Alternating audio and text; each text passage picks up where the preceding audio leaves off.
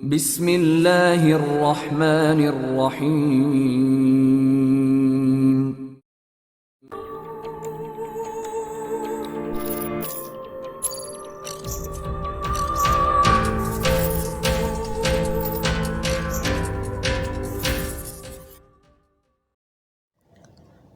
अस्सलाम वालेकुम दोस्तों। फैबन society Imran series novel by Mazhar Kaleem MA। अगर आपने अभी तक हमारे चैनल जासूसी दुनिया को सब्सक्राइब नहीं किया तो सब्सक्राइब करें और बेल आइकन पर क्लिक कीजिए। ऑस्कर स्काटा होटल के नीचे तय खानों में अपने नए ऑफिस में बैठा हुआ था। इसके चेहरे पर उलझन के तासुरात नुमाया थे। इसके अभी लॉर्ड लॉक्सन से फ़ोन पर तफसीली बातचीत हुई थी और इस गुफ्तगू ने इसे उलझन में डाल दिया था, क्योंकि लॉर्ड लॉक्सन अभी एक रोज़ पहले यहाँ हेडक्वार्टर को चेक करके और इसे आइंदा मिशन के सिलसिले में तफसीली हिदायत देकर गए थे। लेकिन फिर इनके अचानक फ़ोन आने और फ़ोन पर भी इसके नंबर पर बराह रास्त आने की बजाय होटल एक्सचेंज के ज़रिए आने और फिर पाकिस्तान में मिशन से रुकने से लेकर बेशुमार बातें ऐसी थीं जिन्होंने ऑस्कर को उलझन में डाल दिया था। ऑस्कर को लॉर्ड लॉक्सन के साथ काम करते हुए तवील अरसा हो गया था और वो लॉर्ड लॉक्सन की फितरत और तबीयत से अच्छी तरह वाकिफ़ था, इसलिए टेलीफोन कॉल ने इसे उलझन में डाल दिया था। गो दूसरी तरफ से बोलने वाला बहरहाल लॉर्ड लॉक्सन ही था। वो इनकी आवाज़, लहजे और बोलने के अंदाज से बखूबी वाकिफ़ था, लेकिन इसके बावजूद इसकी छठी हिस्स कह रही थी कि मामलात में कहीं ना कहीं कोई ना कोई गड़बड़ बहरहाल मौजूद है। लेकिन गड़बड़ क्या हो सकती है, ये बात बावजूद सोचने के इसके जहन पर वाज़ेह ना हो रही थी। एक अजीब सी बेचैनी ने इसे घेर रखा था, लेकिन इसे समझ ना आ रही थी कि इसे क्या करना चाहिए। काफ़ी देर बाद अचानक इसके जहन में एक ख्याल आया तो वो बेख्तियार उछल पड़ा। इसे अचानक ब्लैक की बात याद आ गई थी। इसने एक बार बताया था कि इमरान दूसरों की आवाज़ और लहजे की इस अंदाज में नकल उतार लेता है कि असल आदमी भी ना पहचान सके। लेकिन दूसरे लम्हे इसे अपने इस ख्याल पर खुद ही हंसी आ गई, क्योंकि इमरान की तो कभी लॉर्ड लॉक्सन से मुलाकात ही ना हुई थी। फिर वो कैसे इनकी आवाज़ और लहजे और अंदाज की इस तरह नकल कर सकता था कि ऑस्कर भी ना पहचान सके। लेकिन फिर इसने ये बात ब्लैक से करने की ठान ली। इसने सामने रखे हुए फ़ोन का रिसीवर उठा लिया और नंबर प्रेस करने शुरू कर दिए। यस। रब्ता कायम होते ही दूसरी तरफ से ब्लैक की मोहतात आवाज़ सुनाई दी। क्योंकि ऑस्कर के पास ब्लैक का खुसूसी नंबर मौजूद था, इसलिए इससे बराह रास्त रब्ता हो गया था। ऑस्कर बोल रहा हूँ ब्लैक, ऑस्कर ने कहा। ओह बॉस, आप खैरियत? कैसे फ़ोन किया है? दूसरी तरफ से ब्लैक ने हैरत भरे लहजे में कहा। तुमने एक बार मुझे बताया था कि इमरान दूसरों की आवाज़ की और लहजे की बड़ी कामयाब नकल कर लेता है। क्या ये बात दुरुस्त है? हाँ, ये तो पूरी दुनिया जानती है। वो इस मामले में जादूगर समझा जाता है। लेकिन आप क्यों पूछ रहे हैं? क्या इमरान किसी से मिले बगैर इसकी आवाज़ और लहजे की नकल उतार सकता है? मिले बगैर? क्या मतलब? मैं समझा नहीं। ब्लैक ने कहा। मेरा मतलब है कि वो इस आदमी से कभी ना मिला हो, फिर भी इसकी आवाज़ और लहजे की नकल कर सकता है। बॉस, आप शायद ज़हनी तौर पर उलझे हुए हैं। आप खुलकर बात करें, क्या हुआ है? मुझे लॉर्ड साहब का फ़ोन आया, इनसे मेरी बातें हुईं, लेकिन गुफ्तगू ख़त्म होने के बाद मेरा जहन उलझ कर रह गया है, क्योंकि मेरी छठी हिस्स कह रही है कि कहीं कोई गड़बड़ ज़रूर है, लेकिन कोई बात वाज़ेह नहीं हो रही। अचानक मुझे तुम्हारी बात याद आ गई कि इमरान किसी भी आवाज़ के आदमी की आवाज़ और लहजे की इंतहाई कामयाब नकल कर लेता है। लेकिन इमरान तो कभी लॉर्ड लॉक्सन से मिला ही नहीं, इसलिए मैं पूछ रहा हूँ कि क्या वो किसी आदमी से मिले बगैर भी इसकी आवाज़ की इस कदर कामयाब नकल उतार सकता है कि मुझ जैसा आदमी भी ना पहचान सके। हो सकता है बॉस के इमरान लॉर्ड लॉक्सन से किसी भी रूप में मिला हो, या फिर ये भी हो सकता है कि इसने फ़ोन पर इनसे किसी दूसरे लहजे में बात की हो। लेकिन ये बात मेरी समझ में नहीं आ रही कि आपने तो अब स्टारलैंड में होटल हेडक्वार्टर शिफ्ट किया है। दूसरे खुद मुझे भी इस तब्दीली का इल्म आपके फ़ोन के बाद हुआ है। फिर इमरान को कैसे मालूम हो सकता है कि आप स्टारलैंड में हैं और आपका फ़ोन नंबर ये है और आप ही हेडक्वार्टर के इंचार्ज हैं? ये सारी बातें तो किसी सूरत भी इसे मालूम नहीं हो सकती, इसलिए आपका ये खदशा बेजा है।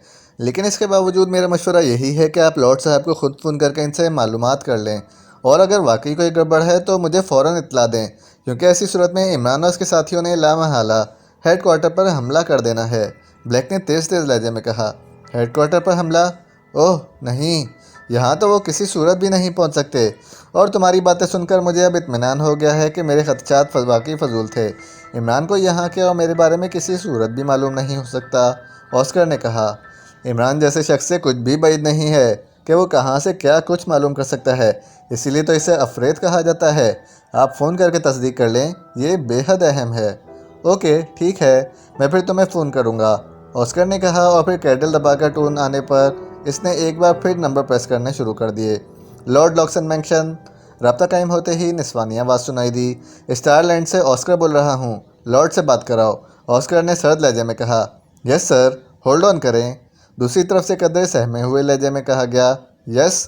चंद लम्हों बाद लॉर्ड लॉक्सन की आवाज़ सुनाई दी। ऑस्कर बोल रहा हूँ लॉर्ड साहब, ऑस्कर ने कहा। हाँ, क्यों कॉल की है? लॉर्ड लॉक्सन के लहजे में हैरत थी। आपने मुझे फ़ोन पर कॉल करके जो हुक्म दिया है, मैं इस सिलसिले में बात करना चाहता हूँ। क्या कह रहे हो? क्या तुम नशे में तो नहीं हो? मैंने तो तुमसे कोई बात ही नहीं की। दूसरी तरफ से लॉर्ड ने जवाब दिया तो ऑस्कर बेख्तियार उछल पड़ा। ओह ओह, फिर तो मेरा खदशा दुरुस्त निकला है, ऑस्कर ने इंतहाई परेशान से लहजे में कहा। क्या कह रहे हो? क्या स्टारलैंड जाकर तुम्हारा जहन तो नहीं घूम गया? लॉर्ड लॉक्सन ने इंतहाई उसीले लहजे में कहा। लॉर्ड साहब, आपने मुझे होटल एक्सचेंज के ज़रिए फ़ोन किया है और तफसील से बातें की। इस वक्त तो मुझे शक ना पड़ा, लेकिन जब मैंने रिसीवर रखा तो मेरी छठी हिस्स ने किसी गड़बड़ का इशारा किया, लेकिन मेरी समझ में कुछ ना आ रहा था। फिर मुझे अचानक ब्लैक की बात याद आई। उसने मुझे बताया था कि इमरान दूसरों की आवाज़ और लहजे की इंतहाई कामयाब नकल कर लेता है, लेकिन मुझे यकीन था कि इमरान तो आपसे कभी मिला ही नहीं। इसके बावजूद जब मेरी बेचैनी ख़त्म ना हुई तो मैंने ब्लैक से बात की, तो ब्लैक ने कहा कि इमरान ने अगर आपकी आवाज़ सुन भी रखी है, तब भी इमरान को कैसे ये मालूम हो सकता है कि हेडक्वार्टर स्टारलैंड में स्कार्टा होटल में शिफ्ट हो चुका है और इंचार्ज मैं हूँ। और फिर मैं मुतमईन हो गया, लेकिन ब्लैक ने कहा कि मैं फिर भी आपसे तस्दीक कर लूँ, और अब आपने तस्दीक कर दी है कि आपने मुझे फ़ोन ही नहीं किया था। ओह ओह, वेरी बैड। ये कैसे मुमकिन हो सकता है? क्या बातें हुई हैं तुम्हारी इसके साथ? लॉर्ड ने कहा तो ऑस्कर ने वो तमाम गुफ्तगू बता दी जो इसने पहले लॉर्ड लॉक्सन के साथ की थी। लेकिन इमरान मेरी आवाज़ की नकल कैसे कर सकता है, जबकि आज तक मेरी इससे ना ही मुलाकात हुई है और ना ही फ़ोन पर बात हुई है। ब्लैक ने कहा है कि वो अफरेत है, इसके ज़राए लामहदूद हैं, और अब आपके जवाब ने बहरहाल इसकी तस्दीक कर दी है। हाँ, अब तो मुझे भी इस आदमी से खौफ आने लगा है। Very bad. ये हमने ख्वामखा एक अज़ाब अपने गले लगा लिया है। अब इसका खात्मा हर सूरत में ज़रूरी हो गया है। सुनो, तुम ब्लैक को स्टारलैंड बुलवा लो और इसके मशवरे से स्कार्टा होटल की इस अंदाज में निगरानी करवाओ कि वो हर सूरत में हाथ लग जाए, लेकिन इसे फौरी गोली नहीं मारनी, बल्कि इसे कैद कर लेना है। अब मैं इससे खुद मिलना चाहता हूँ, लॉर्ड ने कहा। यस बॉस, ऑस्कर ने कहा। और मुझे साथ साथ रिपोर्ट देते रहना, लॉर्ड ने कहा। यस बॉस, लेकिन आप भी मोहतात रहें, ऐसा आदमी कुछ भी कर सकता है, ऑस्कर ने कहा। तुम मेरी फ़िक्र मत करो, मुझ तक इसकी हवा भी नहीं पहुंच सकती, लॉर्ड ने कहा, और इसके साथ ही रब्ता ख़त्म हो गया। तो ऑस्कर ने एक बार फिर कैडल दबा दिया और फिर टून आने पर इसने दोबारा नंबर प्रेस करने शुरू कर दिए। इसके जहन में वाकई धमाके हो रहे थे कि वो लॉर्ड लॉक्सन समझकर इस इमरान से तफसीली बातचीत करता रहा है। यस। रब्ता कायम होते ही ब्लैक की आवाज़ सुनाई दी। ऑस्कर बोल रहा हूँ ब्लैक। यस बॉस, क्या हुआ? ब्लैक ने इश्तियाक भरे लहजे में कहा। लॉर्ड साहब से मेरी बात हुई है, इन्होंने मुझे फ़ोन किया ही नहीं था। ओह ओह, फिर तो ये बात तय है कि ये बातचीत आपसे इमरान ने की है। Very bad. आप मुझे फ़ौरन वो गुफ्तगू बताएं, ब्लैक ने कहा तो ऑस्कर ने इसे भी वही सारी बात बता दी जो इसने लॉर्ड लॉक्सन को बताई थी। ओह बॉस, आपका हेडक्वार्टर शदीद ख़तरे में है, ब्लैक ने कहा। हाँ, मुझे भी ये एहसास हो रहा है, और लॉर्ड साहब ने भी यही हुक्म दिया है कि मैं तुम्हें बुलवाऊं और होटल की इस अंदाज में निगरानी कराऊं कि इमरान और इसके साथियों को गिरफ़्तार कर लिया जाए, इसलिए तुम फ़ौरन यहाँ पहुँच जाओ, ऑस्कर ने कहा। गिरफ़्तारी? ओह नहीं बॉस, इसे तो एक लम्हा ज़ाया किए बगैर गोली से उड़ा देना चाहिए, वरना वो तो एक लम्हे में सिचुएशन बदल देगा। लॉर्ड साहब का यही हुक्म है, और तुम जानते हो कि लॉर्ड साहब अपने हुक्म की तामील किस अंदाज में चाहते हैं। और सुनो, इस कदर मरूब होने की भी ज़रूरत नहीं है, बहरहाल वो इंसान है। अगर तुम उसके सामने इसलिए नहीं आना चाहते कि वो तुम्हारा दोस्त है, तो मुझे सेटअप बताओ, मैं सारा इंतज़ाम कर लूँगा। फेबन सोसाइटी अहमकों का टोला नहीं है, समझे? ऑस्कर ने इस बार इंतहाई वसीले लहजे में कहा। ऐसी कोई बात नहीं है, बहरहाल अब मुझे मेकअप में आना पड़ेगा। ओके, जल्द अज जल्द पहुँच जाओ, तैयारा चार्टर्ड करवा कर आओ, ऑस्कर ने कहा, और फिर इसने रिसीवर रखा और इंटरकॉम का रिसीवर उठा लिया, और यके बाद देख रहे इसने कई बटन प्रेस कर दिए। यस, रिचर्ड बोल रहा हूँ। राब्ता कायम होते ही दूसरी तरफ से एक मौतबाना आवाज़ सुनाई दी। मेरे ऑफिस में आओ, अभी और इसी वक्त, ऑस्कर ने तेज़ लहजे में कहा और रिसीवर रख दिया। हाँ, एक आदमी से ये लोग इस कदर खौफजदा हैं। नॉनसेंस, ऑस्कर ने बड़बड़ाते हुए कहा। थोड़ी देर बाद दरवाज़ा खुला और एक वर्जिशी जिस्म का नौजवान अंदर दाखिल हुआ। इसने बड़े मौदबाना अंदाज में ऑस्कर को सलाम किया। बैठो रिचर्ड। ऑस्कर ने मेज़ की दूसरी तरफ पड़ी हुई कुर्सी की तरफ इशारा करते हुए कहा, तो रिचर्ड इस कुर्सी पर बैठ गया। सुनो, पाक एशिया सीक्रेट सर्विस से खतरनाक एजेंट इमरान के साथ यहाँ हेडक्वार्टर पर रेड करने आ रही है। ये इंतहाई तरबियत याफ्ता लोग हैं। मैंने ब्लैक को कॉल कर लिया है, वो आकर तुम सबको खुद ही लीड करेगा। लेकिन इसके आने से पहले तुमने होटल और हेडक्वार्टर की इस अंदाज में निगरानी करनी है कि जो मशकूक आदमी नजर आए इसे बेहोश करके ब्लैक रूम में पहुंचा देना। किसी चेकिंग की ज़रूरत ही नहीं है। बस जो मशकूक नज़र आए उसे उठा लो, बाद में इसकी चेकिंग होती रहेगी। ऑस्कर ने कहा। लेकिन बॉस, होटल में तो सैकड़ों लोग आते जाते रहते हैं, हम किसको मशकूक समझें और किसको नहीं? रिचर्ड ने हैरत भरे लहजे में कहा। मशकूक अफराद किसी न किसी अंदाज में मेरा नाम लेंगे, वो यहाँ सिर्फ मेरा नाम जानते हैं। ऑस्कर ने कहा। ठीक है, अब हम चेक कर लेंगे, रिचर्ड ने कहा। इंतहाई मोहतात रहना, ऑस्कर ने कहा और इसके साथ ही इसने हाथ के इशारे से रिचर्ड को वापस जाने का कहा। तो रिचर्ड उठा और तेज़ तेज़ कदम उठाता ऑफिस से बाहर निकल गया। तो ऑस्कर ने बेइख्तियार एक तवील सांस लेते हुए कुर्सी की पुश से सर लगा लिया, इस अंदाज में आंखें बंद कर लीं जैसे जहनी तौर पर बुरी तरह थक गया हो। इमरान, सालेहा और टाइगर तीनों ग्रेटलैंड के बाशिंदों के मेकअप में स्टारलैंड के सबसे मशहूर और अजीमुल शान होटल स्काटा के हॉल में दाखिल हुए। तो इन तीनों के चेहरों पर हॉल की सजावट और खूबसूरती को देखकर बेइख्तियार तहसीन के तासुरात नुमायाँ हो गए। हॉल वाकई इंतहाई खूबसूरती और दिलकशी से सजाया गया था। हॉल में मौजूद फर्नीचर की क्वालिटी भी बेहद आला थी और इसका डिज़ाइन भी इंतहाई जदीद था। यूँ महसूस हो रहा था जैसे ये फर्नीचर अभी चंद लम्हे पहले ही बाजार से लाकर यहाँ रखा गया है। हॉल में मौजूद मर्दों और औरतों का ताल्लुक भी आला तबके से था। यूँ तो हॉल में तकरीबन हर कौमियत के अफराद मौजूद थे, लेकिन इनमें एक्रेमी, ग्रेटलैंड और बाचान के बाशिंदों की कसरत थी। हॉल में दो वसीअ अरीज़ काउंटर थे, जिनमें से एक सर्विस काउंटर था जबकि दूसरा बुकिंग काउंटर था। दोनों काउंटर्स पर खूबसूरत लड़कियां काम में मसरूफ़ थीं। इमरान तेज़ तेज़ कदम उठाता बुकिंग काउंटर की तरफ बढ़ गया। सालेहा और टाइगर इसके पीछे थे। यस सर, काउंटर पर मौजूद एक लड़की ने कारोबारी अंदाज में मुस्कुराते हुए कहा। जनरल मैनेजर से मुलाकात करनी है। क्या आपकी इनसे मुलाकात तय है? नहीं। ओके, शायद राहदारी में तशरीफ़ ले जाएं, वहाँ इनसे सेक्रेटरी का ऑफिस है, वहीं आपको मज़ीद डील हो सकती है। थैंक यू, इमरान ने इंतहाई संजीदा और बावकार लहजे में कहा और फिर साइड राहदारी की तरफ मुड़ गया। सालेहा और टाइगर ने जाहिर है इसकी पैरवी करनी थी। क्या बात है, आप कुछ ज़रूरत से ज़्यादा ही संजीदा हैं। राहदारी में दाखिल होते ही सालेहा ने इमरान से मुखातिब होकर कहा, मैं चाहता हूं कि पहचान लिए बगैर ही अपने मतलूबा आदमी तक पहुंच जाऊं, क्योंकि यहां हर तरफ आने वाले हर आदमी का बाकायदा जायज़ा लिया जा रहा है।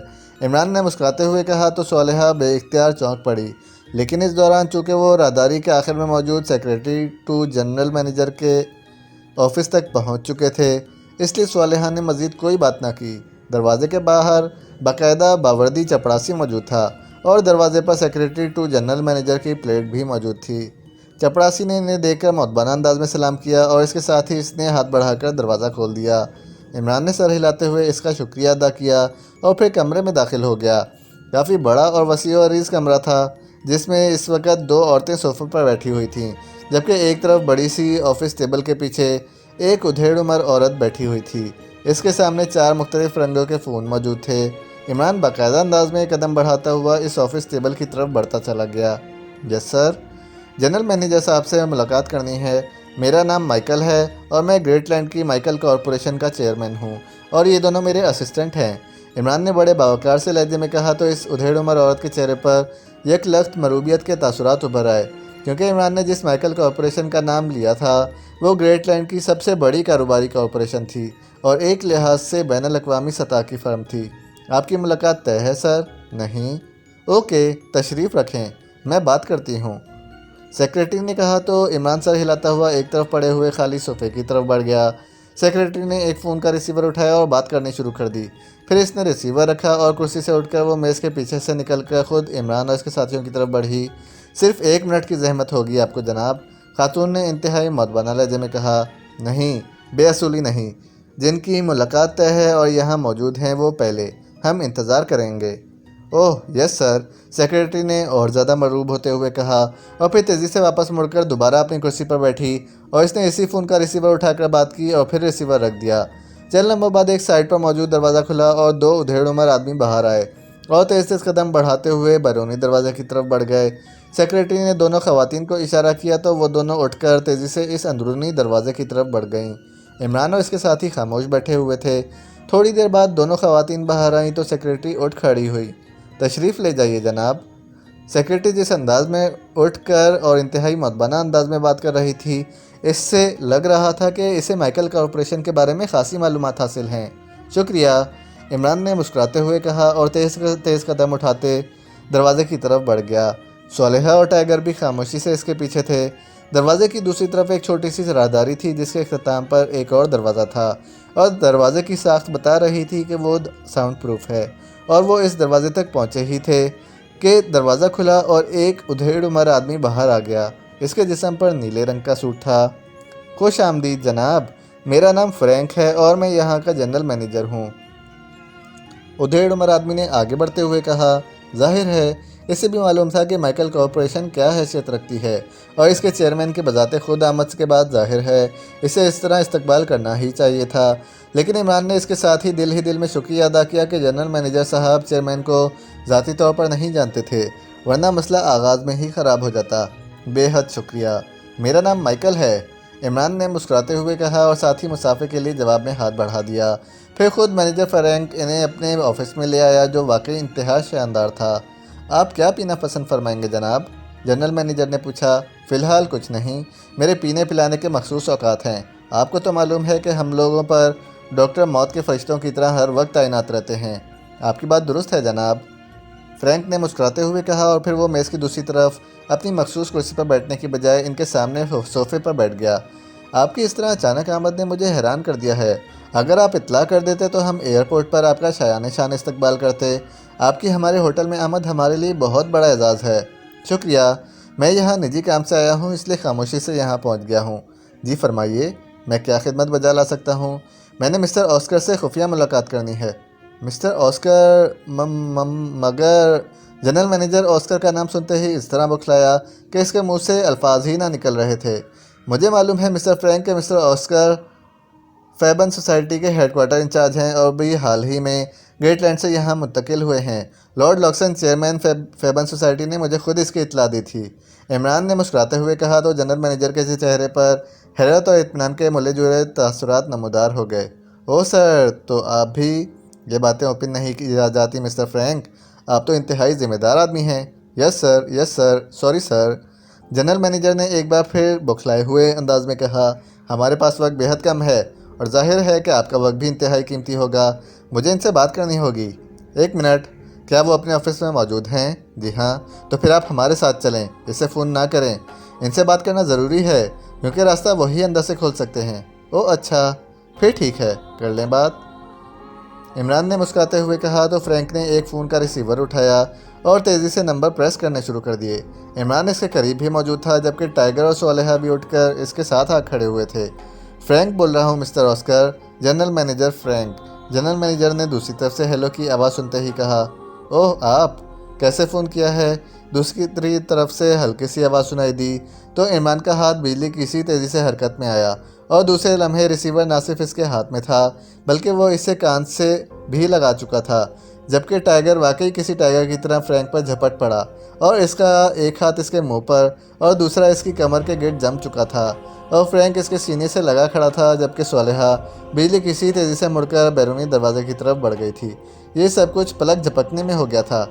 ग्रेट लैंड की माइकल कॉरपोरेशन के डायरेक्टर मार्केटिंग मिस्टर माइकल का फ़ोन आया था और वो आपसे बात करना चाहते थे। उन्होंने मुझे आपका फ़ोन नंबर मांगने के लिए कहा था। मैंने इन्हें कहा कि यहाँ कोई ऑस्कर नहीं है, जिस पर फ़ोन बंद हो गया। मैंने इसलिए आपको फ़ोन किया है कि कहीं वो आपका कोई आदमी तो नहीं था। ओह नहीं, मेरा कोई रोज़मी वाकिफ़ नहीं है। आपने चेक किया था कि कॉल कहाँ से की गई थी? नहीं, क्यों? मुझे लॉर्ड साहब ने बताया था कि होटल में कॉल चेकिंग कंप्यूटर नस्ब है। हाँ, है तो सही, इसे कौशन देना पड़ता है। आम कारोबारी मामलात में तो जाहिर है चेक करने की ज़रूरत ही नहीं होती। ओह हाँ, ठीक है, लेकिन अगर दोबारा कॉल आए तो आपने चेक करना है, ठीक है? इमरान ने मुख्तसर सा जवाब दिया और रिसीवर रख दिया। इसी लम्हे इंटरकॉम की घंटी बज उठी तो इमरान ने इंटरकॉम का रिसीवर लिया। यस, इमरान ने फ्रैंक के लहजे में कहा। बॉस, 2 मज़ीद मुलाकातें मौजूद हैं। दूसरी तरफ से मौजूद सेक्रेटरी की मौतबाना आवाज़ सुनाई दी। तमाम मुलाकातें कैंसिल कर दो, मैं इंतहाई अहम मामलात में मसरूफ़ हूँ और जब तक मैं ना कहूँ तुमने भी मुदाखलत नहीं करनी। Yes sir. अब इसको छोड़ दो, इमरान ने टाइगर से कहा तो टाइगर ने इसे झटका देकर आगे की तरफ कर दिया। फ्रैंक का चेहरा मुसलसल बंद होने की वजह से सुर्ख हो गया था। इसने बेइख्तियार लंबे लंबे सांस लिए, जबकि इमरान ने जेब से मशीन पिस्टल निकालकर हाथ में ले लिया था। मिस्टर फ्रैंक, आप एक कारोबारी आदमी हैं। मुझे यकीन है कि आप अपनी ज़िंदगी गंवाना ना चाहेंगे, इसलिए आप मुझे ऑस्कर तक पहुंचाने का रास्ता बता दें और ख़ुद भी साथ चलें, वरना दूसरी सूरत में आपकी लाश यहाँ पड़ी होगी और रास्ता हम आपकी सेक्रेटरी से मालूम कर लेंगे। बोलें हाँ या ना में जवाब दें। इमरान ने इंतहाई खुश और खुरदरे लहजे में कहा, वो रास्ता बंद है। मैंने बताया है कि जब तक ऑस्कर साहब इसे ना खोलेंगे वो बंद रहता है। मैं इसे किसी सूरत भी नहीं खोल सकता। रात की तफसील बताओ, खोल हम खुद लेंगे। रास्ते की तफसील बताओ। इमरान ने इसी तरह खुश लहजे में कहा तो फ्रैंक ने तफसील बतानी शुरू कर दी। इसे हाफ ऑफ कर दो टाइगर, इमरान ने चंद सवालात के बाद टाइगर से कहा और दूसरे लम्हे साउंड प्रूफ कमरा फ्रैंक की चीख से गूंज उठा। टाइगर का हाथ बिजली की सी तेज़ी से घुमा था और फ्रैंक चीखता हुआ नीचे कालीन पर जा गिरा। टाइगर की लात हरकत में आई और नीचे गिरकर उठने की कोशिश करता हुआ फ्रैंक कनपट्टी पर ज़रब खाकर एक झटके से दोबारा नीचे गिरा और साकत हो गया। सोलेहा, दरवाज़ा अंदर से लॉक कर दो, इमरान ने सोलेहा से कहा और सोलेहा ने इस बात में सर हिलाते हुए दरवाज़ा लॉक कर दिया और इमरान उकबी दरवाजे की तरफ बढ़ गया। सोलेहा और टाइगर भी इसके पीछे थे, लेकिन अभी वो इस उकबी दरवाजे तक पहुंचे ही थे कि ऊपर छत से सुर्ख रंग की रोशनी का धारा सा निकलकर कमरे में पड़ गया। इसके साथ ही इमरान को यूँ महसूस हुआ जैसे इसके जहन पर यकलख तारीक चादर सी फैलती चली जा रही हो। इसने अपने आप को संभालने की कोशिश की, लेकिन पलक झपकने में इसके एहसासात जैसे फना होकर रह गए।